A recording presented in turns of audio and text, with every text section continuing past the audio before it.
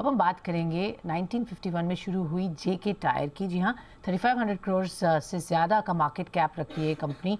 Radial tyres बनाती है और ट्रक बस सेगमेंट में मार्केट लीडर है।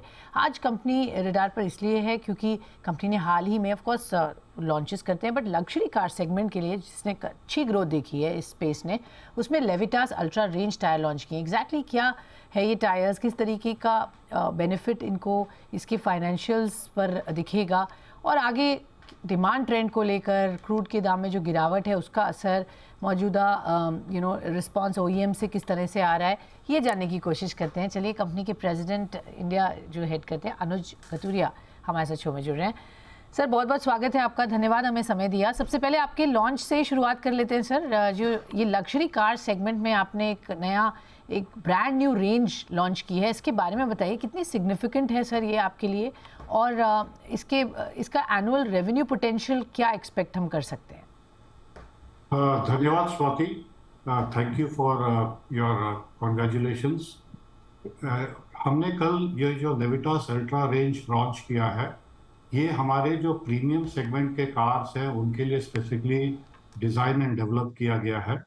ये 7 साइजेस में आता है। तो ये जो हमारी रेंज है लेविटास अल्ट्रा रेंज, ये जितनी भी हमारे प्रीमियम सेगमेंट की कार्स है इंडिया में, जिसका मार्केट काफ़ी तेज़ी से बढ़ रहा है, पिछले साल ये करीब 50% इसमें हमने ग्रोथ देखी थी, और आगे भी ये उम्मीद रखते हैं कि ये सेगमेंट और तेज़ी से बढ़ेगा।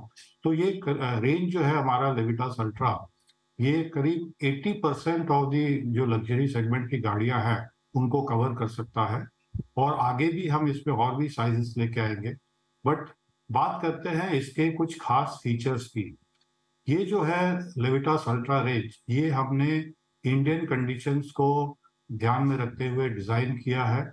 इसकी हमने एक्सटेंसिव टेस्टिंग की है, न खाली इंडियन कंडीशंस में बट ऑल्सो यूरोपियन कंडीशंस में इसको टेस्ट किया गया है।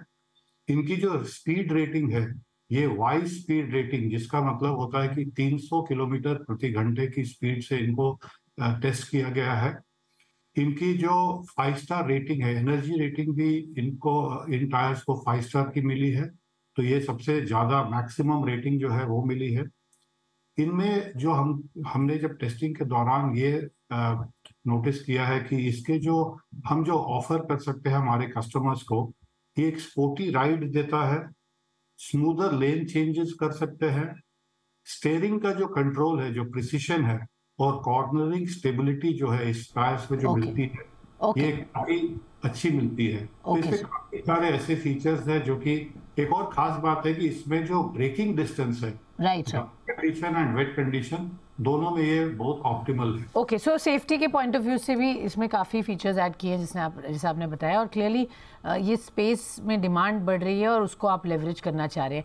Quickly sir, crude oil price पर मैं आपका ध्यान लाना चाहूँगी। क्लियरली बहुत बड़ा पार्ट है आपके कॉस्ट में, 35%, तो सभी टायर मेकर्स के लिए। तो आप, चूँकि हम अभी क्रूड ऑयल प्राइसेस गिरते हुए देख रहे हैं, उसका क्या बेनिफिट हम मार्जिन्स पर देखेंगे, कब से देखेंगे? देखिए, जहां तक क्रूड ऑयल की अलग से बात करें तो वो ठीक है, उसमें आप गिरावट देख रहे हैं। बट हमारे लिए जो टोटल रॉ मटेरियल का जो इम्पैक्ट रहा है पिछले 2 सालों में, ये जो पिछला क्वार्टर गया, अक्टूबर दिसंबर क्वार्टर, अगर हम इसको एक तरफ साइड रख के बात करें, तो उसके पहले के जो 7 क्वार्टर्स थे, उसमें हमने अनप्रेसिडेंटेड प्राइस इंक्रीज देखा था इन रॉ मटेरियल, चाहे वो नेचुरल रबर हो, चाहे वो सिंथेटिक रबर हो, केमिकल्स हो, स्टील हो। तो उसका जो इम्पैक्ट आया था हमारे ऊपर, हम उसको कंप्लीटली अपने कस्टमर्स को पास ऑन नहीं कर पाए थे। अभी पिछले 4-5 महीनों से हमने देखा है कि नेचुरल रबर प्राइसेस और इवन जो बाकी chemicals and synthetic rubber prices थोड़े स्टेबल हुए हैं। तो अभी हमको आगे भी देखना पड़ेगा कि ये किस तरीके से बिहेव करते हैं।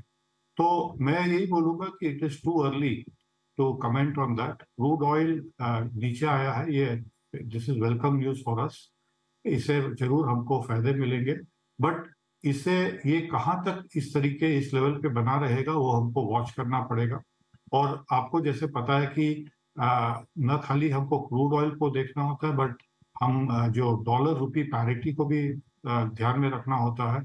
अगर रुपी डिप्रिशिएट करता है तो उसका भी इम्पैक्ट आता है, क्योंकि so wait and watch and cautious approach आप रख रहे हैं जैसा आप बता रहे हैं, और टू अर्ली टू से जैसा आपने कहा। बट सर प्राइसेस को लेकर कुछ चेंजेस होंगे, क्योंकि डिमांड ओईएम्स की तरफ से तो स्ट्रांग ही आ रही है, मैं उस पर आती हूँ, बट प्राइसेस को लेकर क्या कोई आगे बढ़ाने की बात है? आपको लगता है स्कोप है अब बढ़ाने का अप्रैल मंथ से, बिकॉज न्यू फाइनेंशियल ईयर शुरू होगा, तो प्राइसेस का क्या ट्रेंड लग रहा है सर?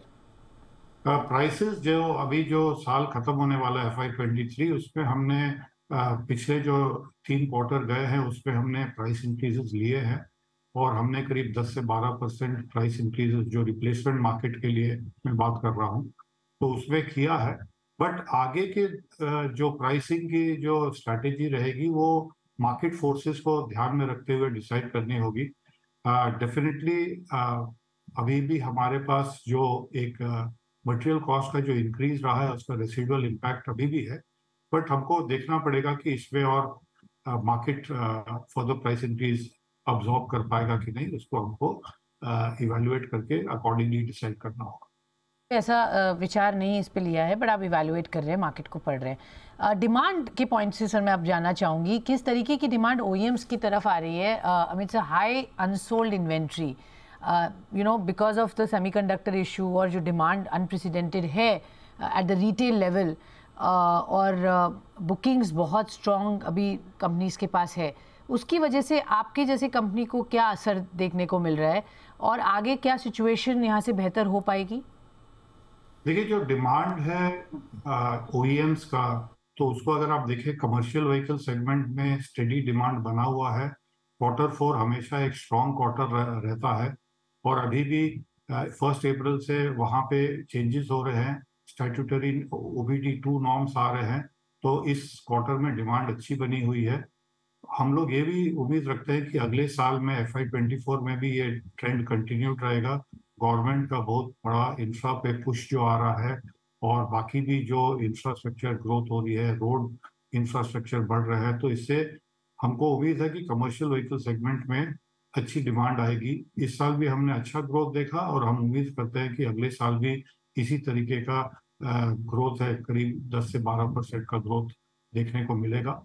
पैसेंजर कार की अगर बात करें तो उसमें भी डिमांड अच्छी बनी हुई है, या अभी बहुत सारी खबरें आ रही हैं कि वहाँ पे कुछ शॉर्टेजेस हैं, कहीं बुकिंग्स हैं, कहीं एक्स्ट्रा इन्वेंट्रीज है, तो इसको भी हमको केयरफुली वॉच करना पड़ेगा। बट अगर हम ये क्वार्टर जिसमें हम हैं इस पे डिमांड अच्छी है, और हम उम्मीद रखते हैं कि आगे भी यही ट्रेंड बना रहेगा। एक सेगमेंट जो थोड़ा सा धीरे चल रहा है वो है टू व्हीलर। आज के डेट में वहाँ पे ग्रोथ उतनी नहीं है, और आगे भी यही प्रोजेक्शंस आ रहे हैं कि थोड़ा टाइम लगेगा उसमें, और बट उसको भी हम वॉच कर रहे हैं। Other than that farm segment देखें वो भी अच्छा चल रहा है। अभी तो सीजन है, मार्च अप्रैल में ये 3-4 महीने जो होते हैं वो जी फार्म के काफी जी, अच्छे। तो ओके। ओवरऑल डिमांड स्टेबल है ओई की तरफ से। और रिप्लेसमेंट मार्केट की बात करें तो वहां पे भी जो हमारे को देखने को मिल रहा है कि हमने देखा है कि क्वार्टर ऑन क्वार्टर ग्रोथ ही देख रहे हैं। इस साल अगर हम पूरे साल की बात करें, पहले 3 क्वार्टर की, तो हमने टोटल अपने सेल्स में 27% की ग्रोथ देखी थी, अगर हम पिछले साल के 9 महीनों से कंपेयर करें। और हम ये उम्मीद रखते हैं कि ये जो पूरा साल जब हम कंप्लीट करेंगे कुछ दिनों में, तो इस क्वार्टर में भी ग्रोथ अच्छी रहेगी। सर मैं ये जानना चाहूँगी आपसे एक्सपोर्ट्स को लेकर, ज़बरदस्त ग्रोथ हमने देखी, आपकी highest ever exports from India ये क्वार्टर में देखा गया। क्या यही रन रेट कंटिन्यू होगा आगे? मार्केट्स पे कौन से मार्केट्स पे आप बुलिश हैं, और कितना कंट्रीब्यूशन आपको लगता है 16% से जो रेवेन्यू में इस वक्त एक्सपोर्ट्स करता है वो बढ़ के आ सकता है? देखिए, एक्सपोर्ट्स की जहां तक बात करेंगे, हमने इस साल में जो पहले 3 क्वार्टर में देखा कि एक्सपोर्ट्स हमने काफी अच्छा किया। हम करीब 500 करोड़ का पर क्वार्टर ऐसे मेंटेन कर रहे हैं। बट आपको जैसे पता है कि export market specially Europe and US में थोड़े हेडविंड्स हैं, थोड़ा स्लो डाउन है। बट हमारा जो ओवरऑल एक्सपोर्ट होता है इंडिया से, और वहाँ की डिमांड से अगर हम कंपेयर करें, तो उसमें काफी अभी हेडरूम है। तो हम यही उम्मीद रखते हैं कि आगे भी हमारा जो एक्सपोर्ट्स है बना रहेगा। वहाँ पे प्रेशर्स हैं जरूर, बट वहाँ पे जैसे जैसे मार्केट्स खुलेंगे, वहाँ पे डिमांड रिकवरी होगी, तो हम उम्मीद करते हैं कि आगे आने वाले साल में भी हमारा स्पेशली जो टीबीआर में, ट्रक बस रेडियल में एंड पैसेंजर कार रेडियल में, एंड जहाँ तक थोड़ा बहुत ऑफ हाईवे वाले सेगमेंट है, ये सब में अपॉर्चुनिटीज बनी रहेंगी।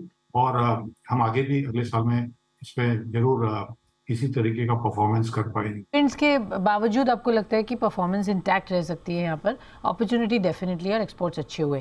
कैपेसिटी एक्सपेंशन को लेकर सर क्या अपडेट देंगे? बानमोर टायर प्लांट जो मध्य प्रदेश में है, उस पर क्या प्लान्स हैं और कितनी कैपेसिटी आप ऐड करेंगे? फिलहाल कितनी यूटिलाइज्ड है, कितनी अनयूटिलाइज्ड है, and expansion India and outside of India क्या प्लान्स रहेंगे?